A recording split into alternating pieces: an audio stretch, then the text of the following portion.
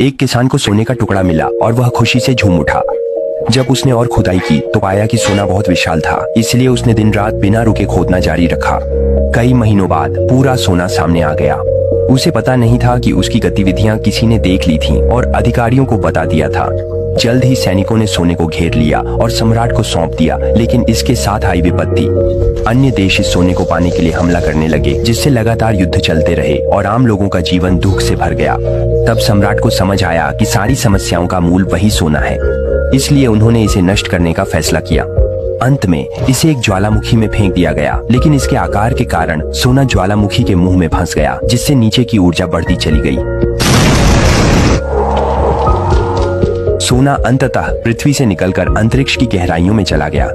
सैकड़ों वर्षों के बाद वह 3 सूर्यों वाले एक तारामंडल में पहुंच गया, जहां त्रिसोलारिस के निवासियों ने इसे तुरंत पहचान लिया।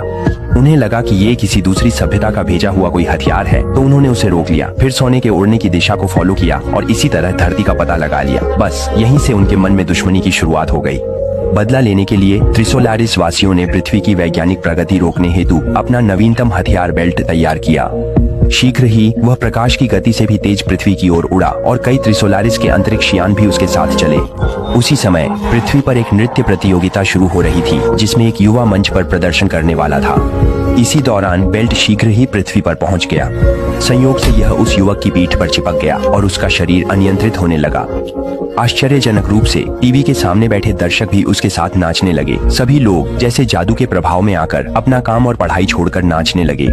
यह प्रभाव वायरस की तरह पूरी दुनिया में फैल गया।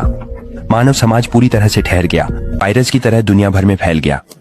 मानव समाज पूरी तरह से ठप हो गया और 100 साल बाद ही त्रिसोलारन लोगों का अंतरिक्ष यान धरती पर पहुंचा। धरती पर उतरते ही सामने का दृश्य देखकर वे स्तब्ध रह गए। पृथ्वी अब एक बंजर स्थान बन चुकी थी, जहां मानव जाति का कोई निशान नहीं था। कुछ खोजबीन करने के बाद त्रिसोलारिस के लोगों को एक विचित्र मूर्ति मिली। वे तुरंत उसके चारों ओर जमा हो गए।